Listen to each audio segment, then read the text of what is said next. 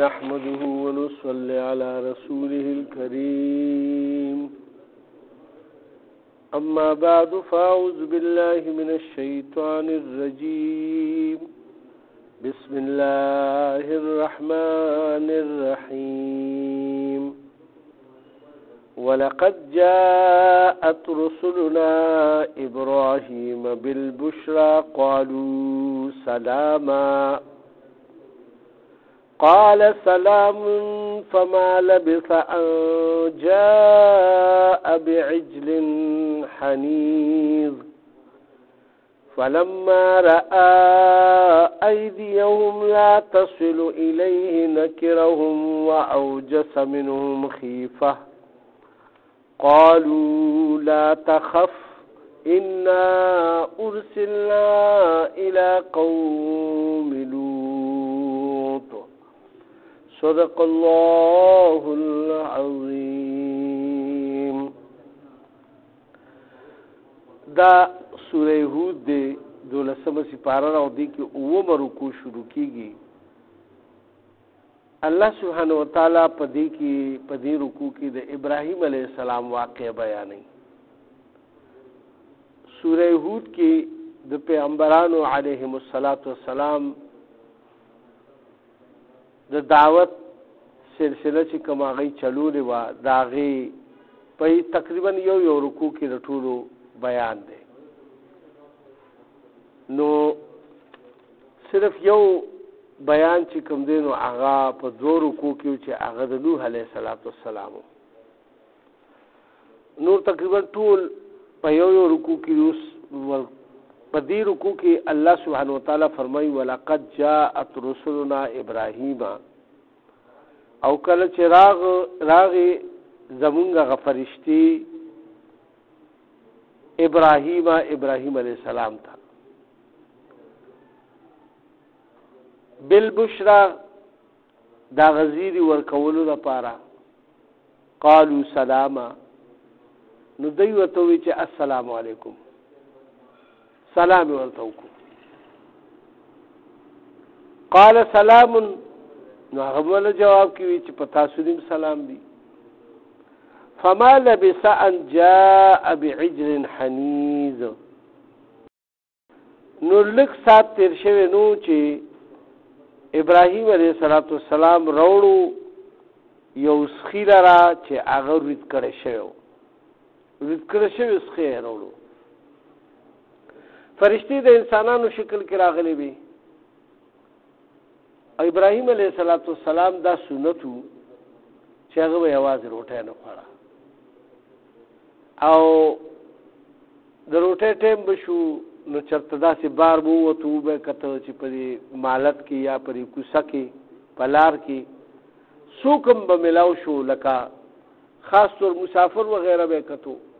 د هغې نه علاوه که به څوک هم میلاو نه شو خو څوک به ځان سره کېنول یوازې به روټۍ نه خوړه. دا د هغه دستور و. الله پاک هم د امتحان په طور باندې فرشتي د انسانانو شکل کې راولېږلي او هغه وی چې زه خدای پاک مېلمانه راوسته بس کور یې زه سوال جواب وکړو چې هلکه تاسو یو سخی رید کوي. نو ماشاءالله هغه به دغه وخت کې سخي وغیره ورسره خپل کور کې غواګانې به هم ویشید شي او د هغې بچي مو دغه سخی هغې وید کو او دې هغې سره خبرو اترو کې مشغول چې په دې کې کور ته لاړو एकदम یې هغه سخی په ټرې کې غټه ټرې کې کېښو او هغې والا راوړو. چې راوړو نو سلام دعا خوشي او خبرې اترې هم کېدې. نو دوله چې کله سخی راوړو نو د اوس ورته ګوري. فلما رأى أيديهم کله چې وکت د دوی لاسونو ته لا تصل الیه نو هغه نه نږدې کېږي هغه خوراک ته. نکرهم نو زړه کې دې ویریدو. واوجس منهم خیفه او محسوسی که د اغینا ایره په خپل زړه کې خو هغه فرشتي په پیښ چې دی او یریدو وای چې په دغه زمانہ کې یو دشمن چې ول چاراغو او هغه به تا په روټه باندې مدعو کو خو هغه به تا سره د خیر سره معامله نه کول نو هغه به ستا خوراک نه کولو یعنی هغه وخت کې لا دا یو خري واجو چې هغه به چې چا سره به معامله کول نو دا داغه خوراک به نه کولو یعنی رزق به هغه نه خور او ورکه به خیال غلط څه د نقصان د رسول خیال به یا به د مرکول خیال یا کنه بل اوس تاسو زمانہ باندې غورو کوي چې اوس خو خوراکم تیو کې به مړم کی څومره ظلم دی او اکثر خلکو مشرانو بدایو ایمار د نمک خوړلې نو چې چا به نمک خوړلې نو هغه به بیا ډېر قدر او عزت به کولو داسې انسانیت په خلکو کې لږه زمانہ مخکې 50 کاله مخکې خلکو کې دا انسانیت و چې چا نمک به خوړلې او چا رزق و او رزق وغیره به خوړلې یو وخت روټه ځوا نو دا هغه به دومره احترام کولو چې زه نمک مون خوړم نو نمک نه مراد دا چې هغه چې روټه به هغه سره کړیو کنه یو وخت یا لږ ډیر وختونه نو هغه باغه احسان داغه ټول عمر د پاره محسوسولو یا به چرته غربت راغلو او هغه په خوراک کړی وي یا به ولا کور ته لیږلی وي کنه ځدري وخت به لیږلی میاشتې به لیږلی یعنی خو هغه خلکو په سترګو کې هغه دي کی غړېدا او هغه ته به د نقصان رسول کوشش نه کولو نو دې کې یو څو سنتونه دي چې هغه الله پاک فرمایي ورنده خبره خدا را اورګه دا آیات مخکې الله پاک ګوره څه فرمایي قالو دې دغه باندې پیښ چې یاره د په ځل کې خو سیاره راغلو एकदम هغه ور باندې आवाज کو لا تخف مې یریګا یاره مکوا ان ورسلنا الى قوم لوط مونږ را لېږلي شوي هغه قوم لوط طرف ته دې کې اوسو سنتونه دي د هغې وضاحت د دې دلته کول پکار دي چې یو خو ښه سنت دا زموږ د ابراهیم علیه السلام چې یعنی انسان روټۍ خوري نو که یو کس مدعو کی مسافر وغیره راشي نو ځان سره کښېنئ چې هغه روټۍ وخوري بل د دې آیات نه دا خبره ثابته شوه چې رسولانو ته علم غیب نشته ابراهیم علیه السلام ته دا پته ونه لګېده چې دا فرشتي دي که علم غیب ورته وي بیا خو هغه سره به سړی یاره نه وه په کار او نه به یې وله سخې وي تولو او نه یې دا دومره تکلیف کولو خو بس هغه ته خو پته وه چې دا فرشتي دي نو بس بیا خو به دا کار نه کولو که نه بل دا دی چې یعنې مطلب دا راتلونکو له په کار دي چې هغې سلام واچوي مثال د بار نه یو کس راشي نو چې اوئ چې السلام علیکم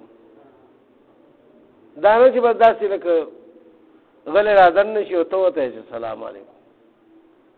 السلام علیکم نو دیم یو طریقه انسانیت تو خولا د ابراهیم علیه السلام په دې ملاوېدو سره د دې فرشتو چې تاسو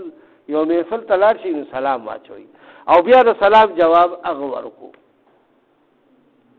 او بیا د هغې مېلمستیا وکړه کله چې د هغې نو دې کې دا سنت هم تاسو خیال ساتئ چې یعنې مطلب یې دا مېلمه خوراک کوي که نه کوي اسنه هغه د شرم د وجې نه لکه هغه نه خوري نو ته مطلب دا دی چې ورته وایې چې یار وخوره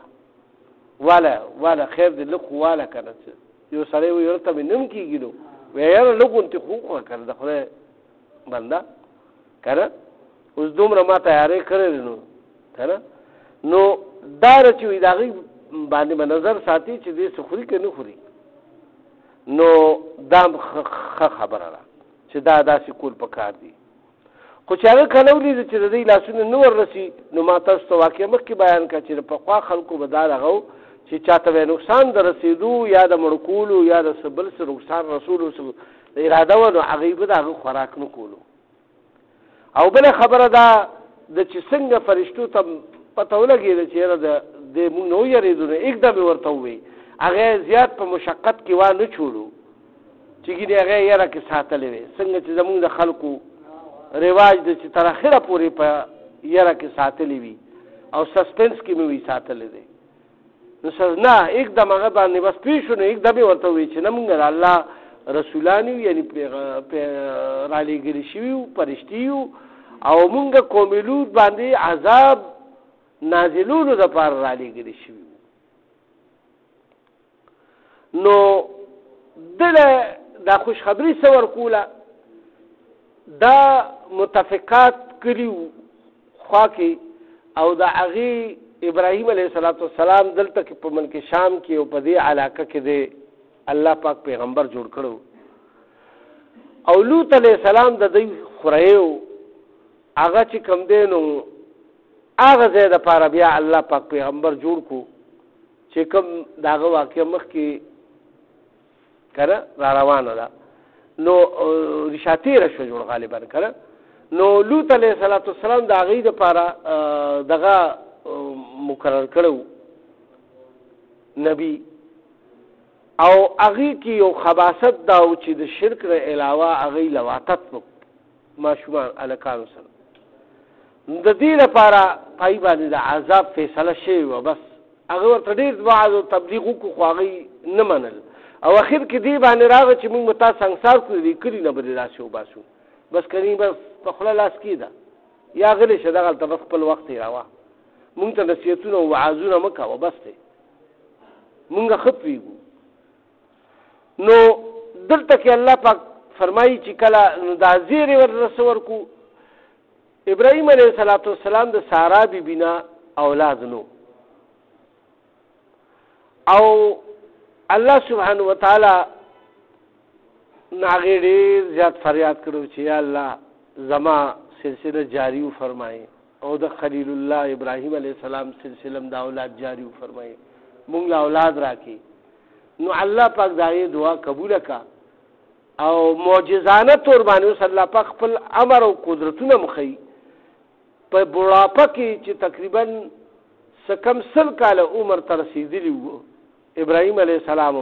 او بیبي یې 10 کاله 15 کاله کم 100 کاله عمر دغه عمر کې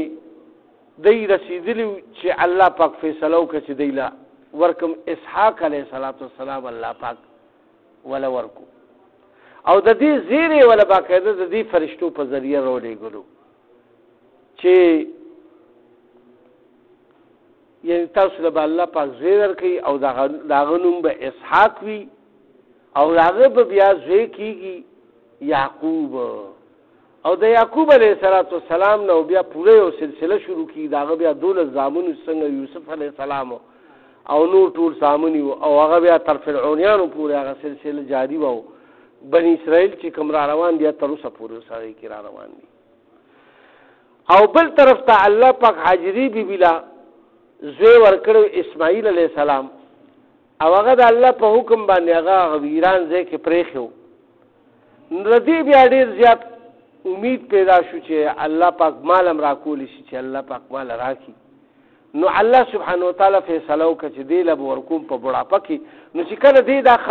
خبر واورېدو نو وایي دا په پرده کې ولاړه وه خو چې کله پوه شو چې یاره دا خو د الله فرشتې دي نو بیا رامخې ته شوه بیبي سارا بیبي نو چې کله دی دا خوشخبري واورېده وامرأته قائمة وایي د هغه بیبي چې کوم ده نو هغه ولاړه وه فضحکت نو هغه په خندا شوه فبشرناها باسحاق نو خوشخبري ورکړه مونږه د اسحاق علیه السلام ومن وراء اسحاق یعقوب او بعد د اسحاق علیه السلام نه د یعقوب علیه السلام هم چې دغه شانتې دا سلسله به ستاسو شروع کېږي تا نه به د اسحاق علیه السلام پیدا شي د اسحاق نه بیا یعقوب علیه السلام پیدا کېږي او د هغه نه بیا د بني اسرائیلو سلسله شروع کېږي قالت نو دی بیا ووایي چې یا ویلتا اے دا به څنګه وي که نه االدو وانا عجوز آیا زه به ماشوم زیږومه او زه خو ډېره حالان کې ډېره بوډۍ شوې یم وهذا بعلي شیخه او دا زما خاوند چې کوم دی هغه هم ډېر زیات بوډا او ضعیف دی نو دا به لا څنګه چلي او دا به څنګه کېږي ان هذا لشيء عجیب دا خو به یو عجیبه غونتی کارو شي یو عجیبه غونتی خبره به چې په دې عمر کې زمونږ اولاد وشي نو هر چاته داسې ښکاري چې دا ډېر زیات 100 کالو پورې یعنی سړي عمر رسېدلی وي او اولاد یې وشي نو ټول علاقه کې خبره به شورېږي که نه قالو نو یې وله جواب کې څه ووایي فرشتو ووایي اتعجبینا آیا ته تعجب کوي من امر الله په امر د الله کې چې الله به دا کار کوي که نه رحمت الله احو رحمت والا د رحمت خاوند دی و برکاته او د برکتونو نازلونکی دی علیکم پتاسو باندې و اهل البیت او په ټول د ابراهیم علیه السلام په اهل باندې نو خدای پاک ګوره د ابراهیم علیه السلام نه اسحاق علیه السلام پیدا کو د هغه یو سلسله شروع کا او په هغه پای کې په ټولو کې انبیا را روانو یوسف علیه السلام هم پای کې راغو یعقوب علیه السلام پس بیا یوسف علیه السلام بیا دا سلسله جاری و تر عیسی علیه السلام پورې دا جاری و او په عیسی علیه السلام دا سٹاپ شو الته اسماعیل علیه السلام چې کوم په مکه معظمه کې پریخو نو داغه په نسل کې نبی نور راغله حتی کې چې په اخیری نبی الله سبحانه وتعالی حضرت محمد مصطفی صلی الله علیه وسلم داغه په بچو کې راولېګلو په نسل کې راولېګلو داغه برکتونه دي او رحمتونه دي چې الله داغه ذکر فرمایلو چې په اهل البیت ستا په اهل بیت په دوړو باندې ستا دواړه کورانو باندې به الله پاک برکتونه او رحمتونه نازلوي انه حمید مجید هغه ډیر زیات د تعریف قابل دی الله سبحانه وتعالی او دا هغه ډیر لوی شان دی ډیر لوی شان والا دی او ډیر لوی د تعریف لایق دی ستایل شوی دی تعریف ډیر شوی دی د الله سبحانه وتعالی او کیږي لګیا دی نو الله عرش کولی شي دا اوخو دنیا ته چې په دومره عمر کې به چاله بچي ورکوم نو ورکولی شم فلما ذهب عن ابراهیم الروع چې کله د ابراهیم علیه السلام نه په دغه وینا سره هغه خفګان لږ لرې شو او هغه زړه هغه یری ختمه شوه چې دا فرشتي دي وجاءته البشرى او بیا د خوشخبری ورته ملاو شوه د اولاد یجادلنا فی قوم لوط ای خو ورته مخکې ذکر کړو چې مونږ خو د قوم لوط باندې د عذاب نازلولو دپاره رالیږلي شوي خو په لار کې تاله راغو تاله به اطلاع درکوو خوشخبري درته کوو چې تاله به الله پاک زوی درکوي نو چې کله زه د زړه نه هغه یره دغه لرې شوه نو د بیا څه چل وکړو وایي مونږ سره یې جګړه شروع کړه الله پاک فرمایي د قوم لوط په باره کې جګړې نه مراد دا دی چې الله ته مینت جاري شروع کړي چې یا الله بس دې قوم له مهلت ورکړي لږ نور هم ورکړي مې هلاکې نو الله پاک فرمایي چې ان ابراهیم لحلیم اواه منیب بشک ابراهیم علیه السلام ډیر زیات تحمل مزاج او ډیر نرم دل او رحم سره ډیر زیاته مینه وه معفکولي عادتو او د صبر نه کار اخیستو نرم دل او ډیر زیات معفکول به کول نو مونږ ته استعدا وکړه چې ګینې د قوم له نور مهلت ورکوي او دی به په لار شي الله پاک څه فرمایي چې ګوره د ابراهیم علیه السلام هغه ښه خبره چې الله ته مهلت ورکړي هغه الله ته خوښه شوه او څومره تعریف د ابراهیم علیه السلام وکړو چې د الله په مخلوق باندې څوک خفه کېږي تاسو سوچ وکړئ چې د الله څومره خوښي د دې آیات نه دا پته لګي چې هغه صرف سفارش وکړو د ښه کار چې ګینې یا الله مې هلاکې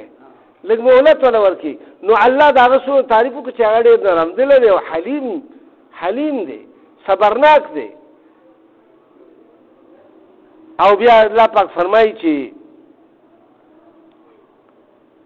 مونږ سره محبت هم دی، یعنی د الله د رضا لپاره هغه دا خبره کړې وه. نو فرشتو ورته جواب ورکو، یا ابراهیم، اے ابراهیم اعرض عن هذا، ته بس دا خبرې نه واوړه، دا خبره بس پرېږده. ولی انه قد جاء امر ربک،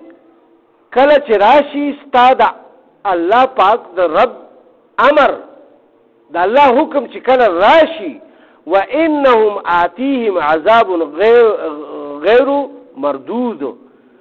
نو بیا به راځي په دوی باندې هغه عذاب چې هغه بیا رستو کېدو والا نه دی. الله پاک هم ډېر حلیم ذات دی. الله پاک دوی ته ډېر صبر وکړو. لوط علیه السلام یې ول راولېږلو، هغه ورسره ډېر زیات محنت وکړو، شپه ورځ دعوتونه یې ورکړو، حتی کې چې دې ته هغوی مایله شو چې بس هلکه اوس به تا وګوره مونږ رجم به دې کړو، د علاقې نه به دې وباسو، بدر علاقه بدر به دې کړو، او قسمه قسم دمکیانې یې ورکړي، او مونږ ته به د نن نه پس خبره نه کوې. نو بس پای باندې بیا بله حجت څه خطې شو. الله ته خو د خلکو زړونه معلوم دی چې دی کې اوس د خیر خبره نشته. نو ای ورته چې بس اوس دې خبرې نه واوړه، ځکه چې د الله امر چې کله وشي د یو عذاب په باره کې بیا رستو کېږي نه. نو بس هغه هم بس بیا بله خبره ونه کړه، بس ټیک شو. نو بیا دا فرشتي چې کوم دي د هغه نه رخصت وایستو، د هغه ځای نه روانې شوې. او ګوره الله پاک اوس دا فرشتې په دومره حسین و جمیل د هلکانو په شکل کې راولېږلې. اوس د امتحان وخت دی، ځکه چې قوم لوط کې د هلکانو بیماری وه، لواتت والا. د دې د وجې نه الله پاک فرشتې وله په هغه صورت کې راولېږلي، که د بوډاګانو په شکل کې رالیږلي نو دوی خو بیا په امتحان کې نه راتله که نه. نو ښکلي ښکلي هلکانو په شکل کې وله راولېږل. اوس الله پاک په آخري وخت کې ازمایش کې واچول دا خلک چې په دوی باندې حجت تمام شي، چې دوی بیا دا ونه وایي چې یاره مونږ خو به توبه ویستې وځي. نو اخري حرکتونه الله پاک اوس د هغوی د فرشتو په ذریعه سره نوټ کوي. الله خو ویني، خو د هغوی حرکتونه کرامن کاتبین لیکي به اوس. ولما جاءت رسلنا لوطا، او کله چې راغی زمونږ هغه فرشتي لوط علیه السلام ته، سیء بهم، نو ډېر زیات خفه شو هغه، وضاق بهم زرعا، او د دوی دا راتلل سره د هغه زړه ډېر زیات تنګ شو، ډېر خفه شو ډېر زیات. وقال هذا يوم عصيب، او ځان سره وایي چې یا الله دا خو ډېره د مصیبت ورځ ده. دا ښکلي ښکلي هلکان راغه، او دا که دې قوم ته پته ولګېده نو بس دی خو زما په دې کور باندې راخېږي. دا خو ماله یعنې خدای پاکه دا مېلمانه راغلي دي، او چېرته دی ته دی په غلطه سترګه ونه ګوري که ني، او به شرمېږو بار د کلو په نسبت سره، نورو کلو په نسبت سره. چې وګوره د لوط علیه السلام قوم چې کوم دی نو دا کار کوي چې مېلمانه څه دي هغه هم پرې نه خو ای سره یعنې غلط کار وکړو. نو هغه په دې باندې چې څنګه را هلکان یې ولیدل نو دی یې زر را دننه کړ، او سینه ډېره دننه خفه و چې خدایه دا خو عجیبه امتحان دی چې دا اوس مېلمانه راغلي، خو اوس دا علم غیب دلته کې مې یو پته لګي چې هغه ته به اوس دا پته نشته چې یعنې دا فرشتې دي. ښه پیغمبرانو سره علم غیب نشته، نو بیا به اولیاء کرامو سره کوم ځای نه علم غیب راشي. دلته کې الله په ګوره د واقعاتو د قرآن نه چې کله سړی واقعات وایي که نه په خپله پته لګي. د هغه به زړه ولې خفه کېدو چې هغه ته پته وایي چې دا جبرائیل دی او دا ورسره فرشتې دي. دلته الله پاک فرمایي چې سیء بهم وضاق بهم زرعا، او ډېر زیات خفه شو، او د هغوی دا راتلل چې کوم دي او زیات زړې ګیب شو بالکل د خفګان نه، او وقال هذا يوم عصيب او وی چې دا خو ډیر د مصیبت والا ورځ وي نن او دا شپه. وجاءه قومه نو قوم ته پته ولګیدا. او بعض روایتونو کې دا راغلي چې د یو بیبي وا بوډه هغه د کافرانو سره ساز باز کې بلاو وا او هغه به پټ غونته خبرو کو چې دا شانتي کار دی. نو وجاءه قومه چې قوم ته پته ولګیدا یې پلار کو شکیولې دو دلته الله ذکر نه کړی کنه. نو چې ذکر نه کړي نو مونږ به ذکر نه کوو. دلته کې الله پاک فرمایي چې پلار باندې خو تیر شو کنه په سړک باندې روانو خلکو لیدو بیا یو بل تر یو دخلونه پاس واله لوط علیه السلام کړه خو ډېر خولي الکان راغلي دي او ډېر مزیدار او چرته نه ملمانه راغلي دي. نو دا څه وایي وته وجاءه قومه نو بس دا دي چې را خلک د په کور باندې را په مخه شو د قوم طرف ته دغه قوم ته پته چې ولګیدا. نو راغله د قوم یهرعون الی په دونو د کور طرف ته. ومن قبل كانوا او مخکې د دینه دی يعملون السيئات اغه غلط عملونو کوونکو والا. نو بیا دا خو هغه بدعمله خلکو ټول په دونو راغی چې پته وته ولګېده. نو بیا سوی یا قال یا قومي نو هغه ورته وی پیغمبر لوط علیہ السلام قال یا قوم هؤلاء بناتي اے زما قومه دا زما لونه دي تاسو کې دا سرداران دا کم مشران چې دي دا راشي دا به په نکاح باندې ورکم. او نور دې چې راکې دا قوم چې کوم دي هغه یعنی دا سناستي دي په نکاح باندې واخلي خپل خواهش پوره کوي او شرعي نکاح کوي او خواهشات د هغې نه پوره کوي چې کوم الله پاک د خواهشاتو د پوره کولو دپاره زنانه رالیږلي دي نکاحګانې وکوي. نو تاسو کې که څوک وي مشران نو هغې راشئ او زه به خپلې لوڼه په نکاح کړم هغې ته. او نور د قوم جنکۍ چې دي په قوم کې دونه داسې ناست او تاسو په غلطو کارونو باندې اخته شوي یئ خپل قوت طاقت تاسو بې ځایه خرچ کوئ نو تاسو هغې سره نکاحګانې وکړئ شدید طور باندې. نو په هغې به تاسو نه ګناهګارېږئ او ستاسو یعنې خواهشات به هم پوره کېږي. دغه وخت کې ورته دی وعظ او نصیحت کوي. قال یا قومي نو وی ای زما قومه هؤلاء بناتي دا زما لونه دي. خپلې لونه هم یادولې او د قوم ټولې لونه هم دا پیغمبر لونه حسابېږي ځکه چې پیغمبر د یو قوم پلار باندې حسابېږي چې دا د یو امت پلار وي بس. او نو دلته کې الله پاک فرمایي چې هؤلاء بناتي دا زما جنکې دي هن اطهروا دا پاکی دي لکم ستاسو لپاره فاتقوا الله او یریږئ د الله نه ولا تخزوني او مو رسوا کوي ما فی ضیفی زما د ملمنو په باره کې داسې حرکتونه کوي ظالمانو چې زما ملمنو په مخ کې ما تاسو یعنی دغه کوي رسوا کوي. الیس منکم رجل رشید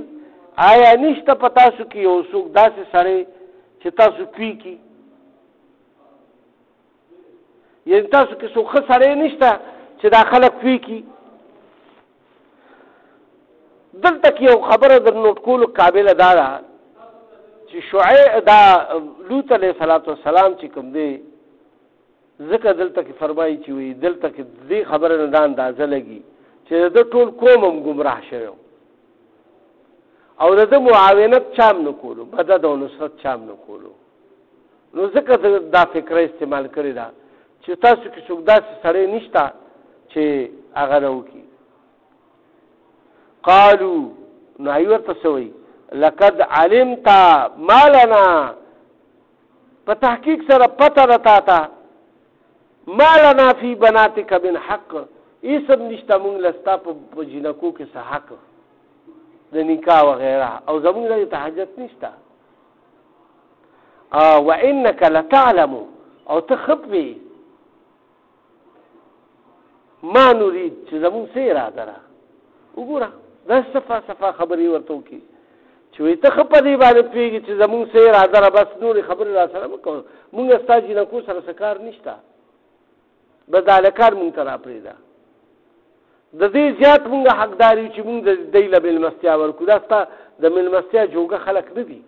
ته د دوی مېلمستیا نه شي کولی قال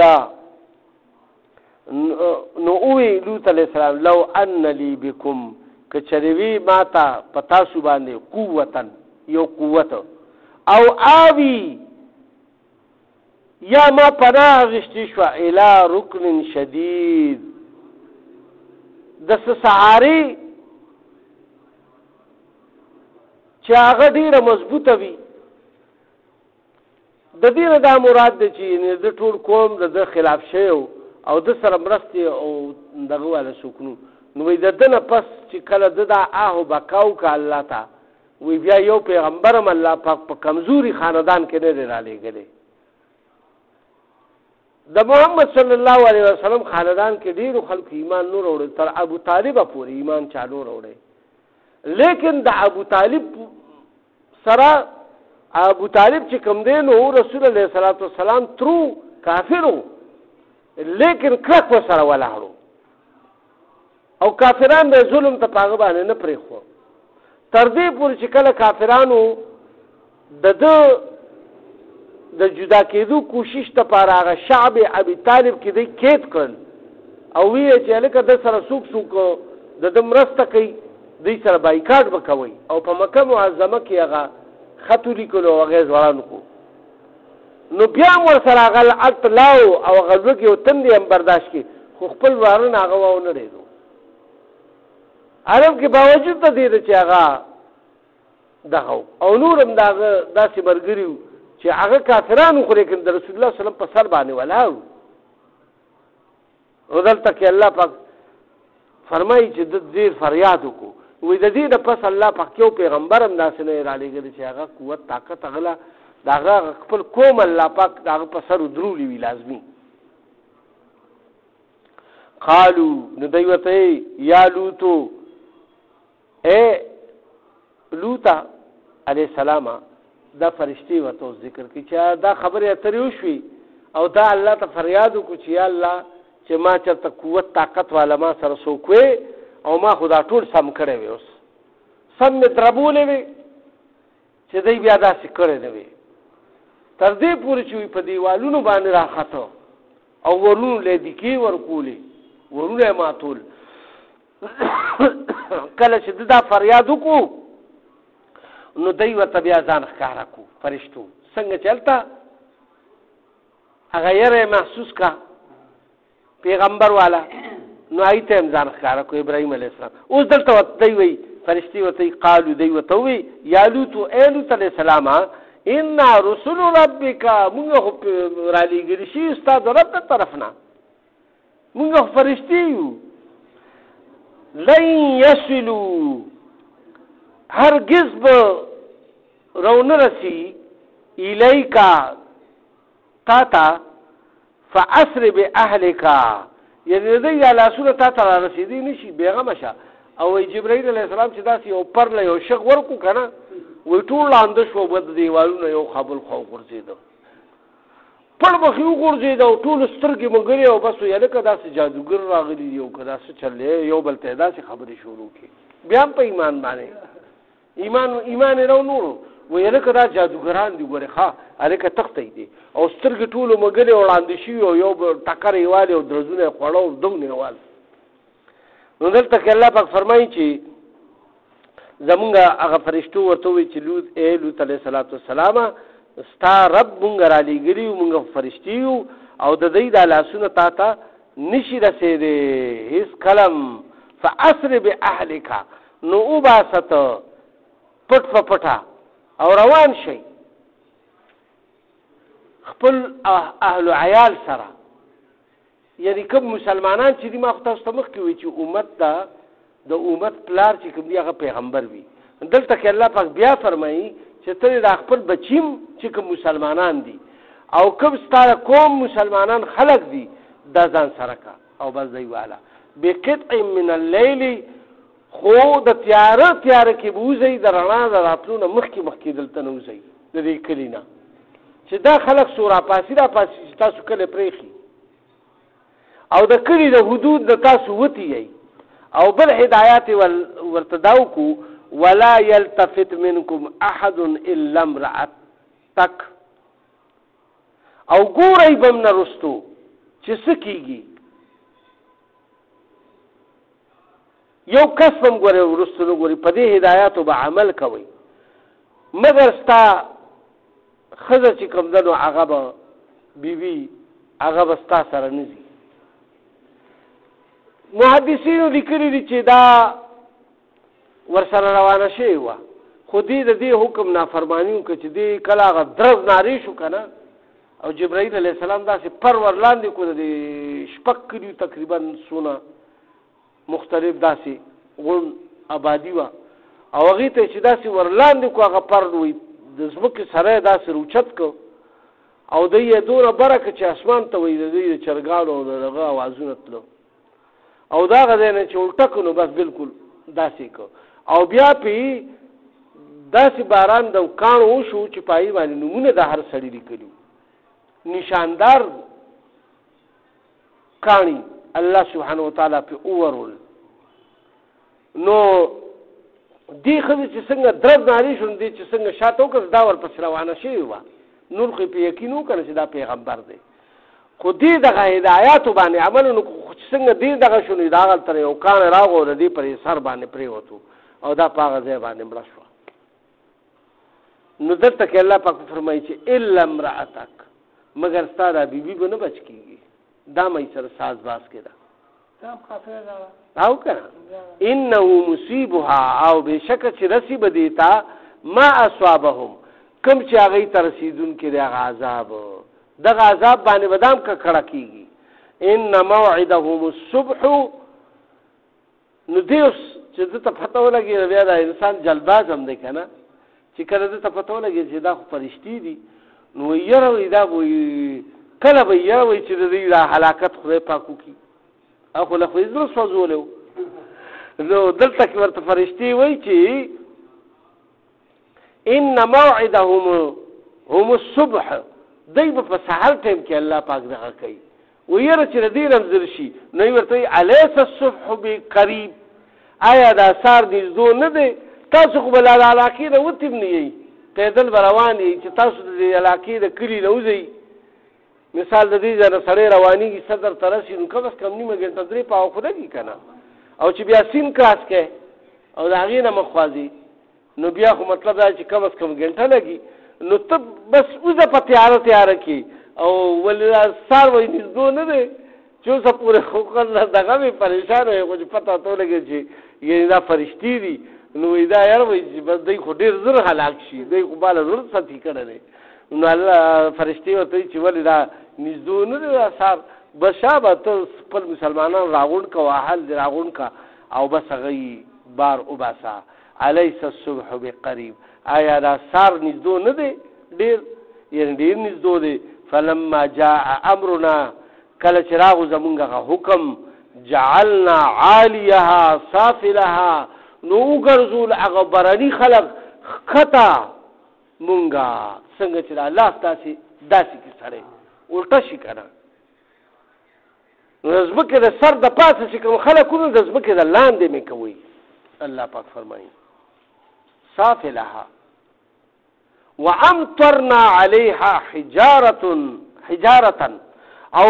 ورول پاغي باندې کاری من سجیل داغا ورسکړی شي کارونه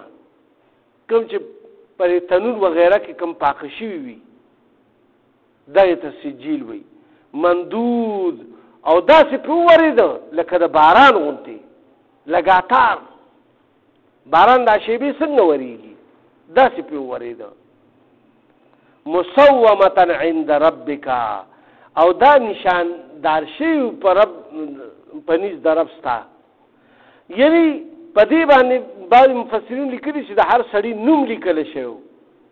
چې دا پلان کې د پاره دا پلان کې د پاره دا پلان کې د پاره او دز دي چې د پاغه بیبي باندې مراغو بس هغه ختم کا وما هي من الظالمين ببعيد او نه دغه بستی د ظالمانو ستاسو نه ډیر لري د رسول الله صلی الله علیه و سلم قول ته الله پاک په دې سوره هود کې ارشاد فرمایي چې آیا دا بستی باندې تاسو خو تیریږي ملک شام ته ځي په لار کې دا متفقات کړي راځي او دې باندې تاسو تیریږي او تاسو د دې نه عبرت نه اخلئ چې دا په څه هلاک شوي دي په څه وجه باندې دا الله پاک تباه کړي دي نو تاسو داسې مه کوئ کړي په تاسو باندې هم الله پاک راولي خو په الله پاک په هر امت باندې په خپل انداز سره چې کوم دی نو هغه عذاب را لیږي او د لوط علیه السلام په قوم باندې الله پاک دو قسمه عذاب رو لېږلو یو دا چې هغوی باندې ځمکه الټکه او دویم دا چې پای باندې د کاڼو باران ورولو الله سبحانه وتعالی دې موږ دې ټولو ګناهونو نه محفوظ وساتي او الله پاک دې موږ ته هدایت نصیب کړي ټول امت د محمد صلی الله علیه وسلم ته الله پاک هدایت نصیب کړي او یا الله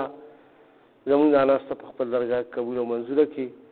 که په دې کې زمونږ نه څه کمې زیاتې په معنا او په مفهوم کې شي نو معافي راته وکړي موږ نه هغه کارونه والې چې ستاسو د رضا او د لقا او د قرب سبب جوړ شي په موږ کې په کورونو هسپتالونو کې الله څومره مؤمنان مسلمانان دي